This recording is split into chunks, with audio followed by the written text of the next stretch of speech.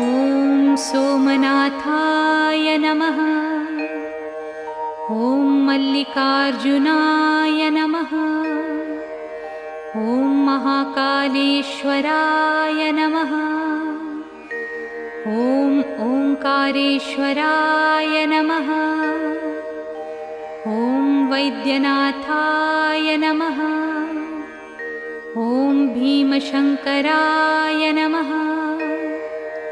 ॐ रामेश्वराय नमः। ॐ नागेश्वराय नमः। ॐ विश्वेश्वराय नमः।